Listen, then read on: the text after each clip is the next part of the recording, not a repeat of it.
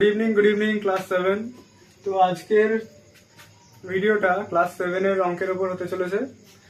Chapter 19 উৎপাদকের বিশ্লেষণ। তো প্রথমে আমরা দেখি উৎপাদকের বিশ্লেষণ বলতে আমরা কি বুঝবো। একটা সংখ্যা আছে 12। এই 12টাকে আমরা দুভাবে লিখতে পারি, 6 আর 2 ভাঙতে পারি, আবার 6কে আবার 2 ভাবে ভাঙতে পারি, 3 আর 2।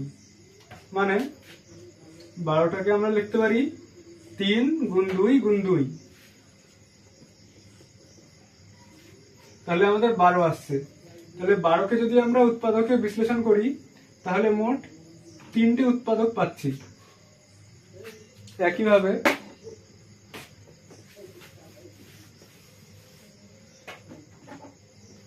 যদি আমরা 18কে উৎপাদকে বিশ্লেষণ করি, 18কে 9 আর 2 ভাঙতে পারবো, 9কে আবার 3 আর 3 ভাঙতে পারবো।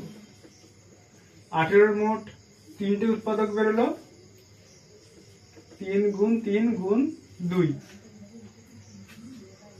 আবার এই 18-এর সাথে যদি আমরা একটা চলরাশি গুণ করে দিই, এটাকে যদি উৎপাদকে বিশ্লেষণ করি তাহলে আমাদের 18কে ভাঙলে আসবে 3 গুণ 3 গুণ 2 আর এই এক্সট্রা, তাহলে 18x।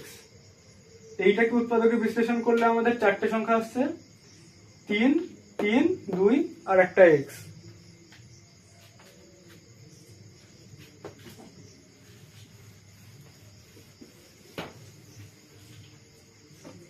যদি আমরা 12-এর সাথে x আর y এই দুটো চলরাশি গুণ করে ফেলি তাহলে 12কে ভাঙলে আমাদের কি আসবে, 2 গুণ 3 গুণ 3 2, আর xy কে ভাঙবো x গুণ y, তাহলে 12xy। এটাকে ভাঙলে আসছে আমাদের 2 3 2 xy।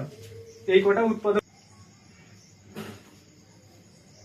তো 19.1 এর প্রথম অঙ্ক,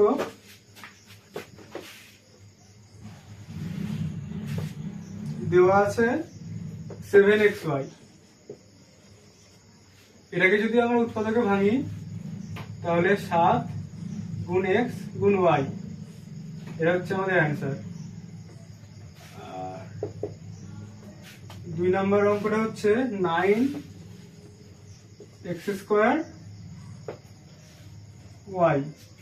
এটাকে যদি উৎপাদকে ভাঙি, 9কে লিখতে পারি 3 গুণ 3, x স্কোয়ারকে লিখবো x গুণ x আর yটা। এটা হচ্ছে উৎপাদকের বিশ্লেষণ।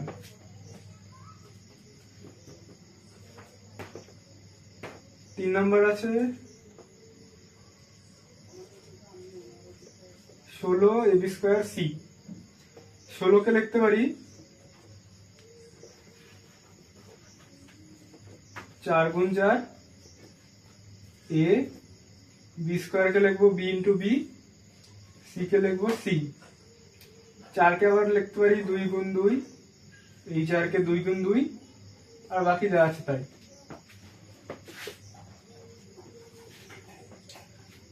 4 নম্বর আছে -25 lmn। -25 এটাকে লিখবো একটা -5 গুণ 5 l গুণ m গুণ n। এটা হচ্ছে আমাদের উৎপাদকের 5 নম্বর অঙ্ক। কি বলা আছে, 12x 2 যোগ x। এখানে অঙ্কটা কিন্তু একটু অন্যরকম। 12টাকে আমরা লিখবো 2 গুণ 3 ইন্টু 2, এক্সটা গুণ লিখবো। আর দেখো 12x এর সাথে 2 প্লাস x, এটা পুরো গুণ আকারে আছে, তো আমরা 2 প্লাস x যেমন আছে তেমন লিখে দেবো। এটাই হচ্ছে উৎপাদকের বিশ্লেষণ। এটা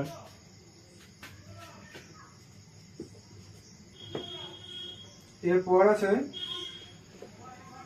-5 pq p স্কোয়ার প্লাস 8। এখানে যেগুলো গুণ আকারে আসতে পারে খালি সেগুলোই লিখতে হবে।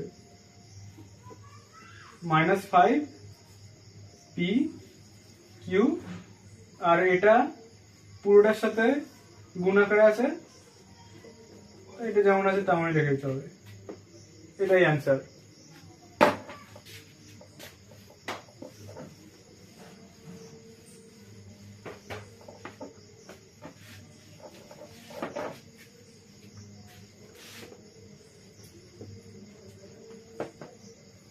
সাতেরটা আছে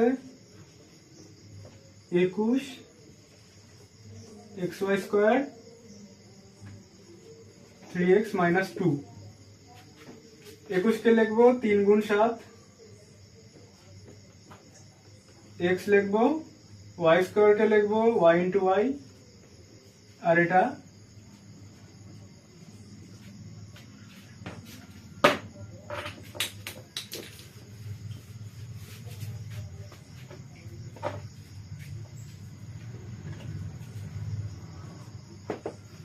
আট নম্বর আছে 121